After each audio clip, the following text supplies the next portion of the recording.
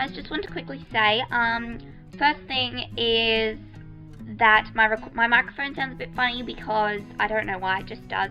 And also, I just want to say that Jesse's head frame is naturally high, so a lot of this video is working on getting it down. But I did discuss this a lot in my blog post, so please go read it. I'll leave it in the description box. Please go read it afterwards. Thank you. Hello everyone, long time no commentate. So this is Jesse, and basically this ride we're just working on getting his head frame nice. I have ridden him once properly before, so yeah, I'm just going to kind of visually discuss how I like to get his head frame down. Please do, first few things to excuse is my upper body position is not great, my reins are very long, but I'm really just trialing and erroring with this horse at the moment and just seeing what works best. So let's get started. Okay, so here I just have him at a nice walk. Now I like to have his head stretching down because a lot of times he's like a plank of wood. I'm pretty sure exactly. And then when we change transitions, my idea is I want to maintain that roundness and that kind of frame that he currently has. And as you can see here, I had a bit of a rising diagonal struggles there, but this is kind of where I want his frame to stay at, and you'll see throughout the video where it really changes. So at the moment, all I'm kind of doing is just playing around, and I'm pretty sure I asked for canter. Okay, so I'm just playing around, and what I'm doing is I'm asking him naturally how I would ask a horse to go around. So playing with my reins a little bit of pressure on my outside rein, inside leg on, but biggest thing is when I ask, I'm really following through with my hands, because if I don't push the movement with my arms, if that makes sense, he does not go around and he doesn't stretch out. You need to make a movement with your arms. Here this transition is not very nice, but because he's the polar opposite to Winston, I'm still getting used to kind of his stride and stuff. But there you can see, you know, he had that high head frame, and as soon as I asked a little bit more and lengthened my arms just a tad, it doesn't even have to be obvious, you can't even really see it on the video, but he just does that stretch and lengthens his stride a bit, which is what we're really aiming for. And as you can see there, that walk transition was really good because he maintained the head frame, and that was my goal.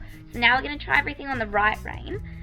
He is actually strangely more, he prefers the right, I've noticed, which is very strange because Winston much prefers the left.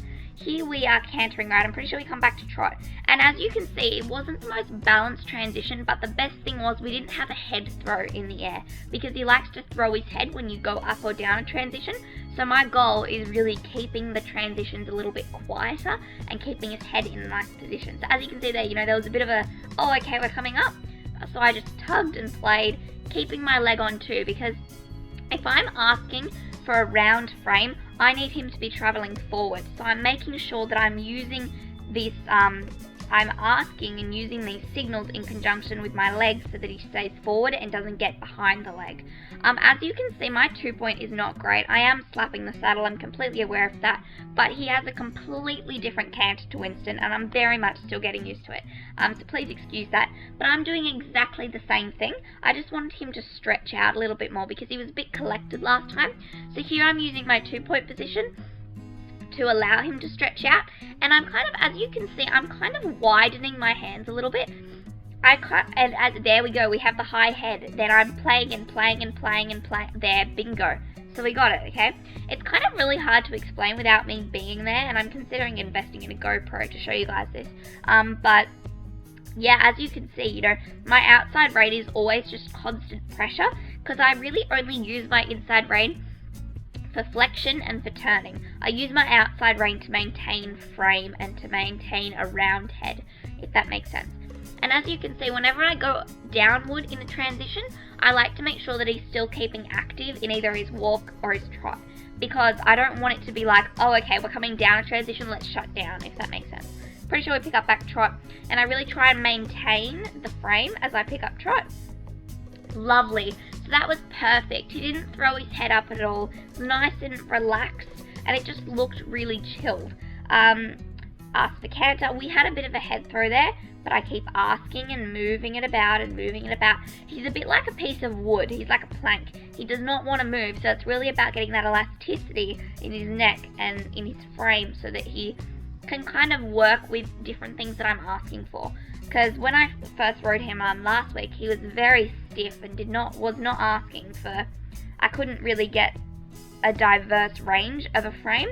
Now I'm kind of getting that thing where I can have him low or I can have him straight, you get what I mean? So that's kind of the frame. What is right there is what I'm aiming for.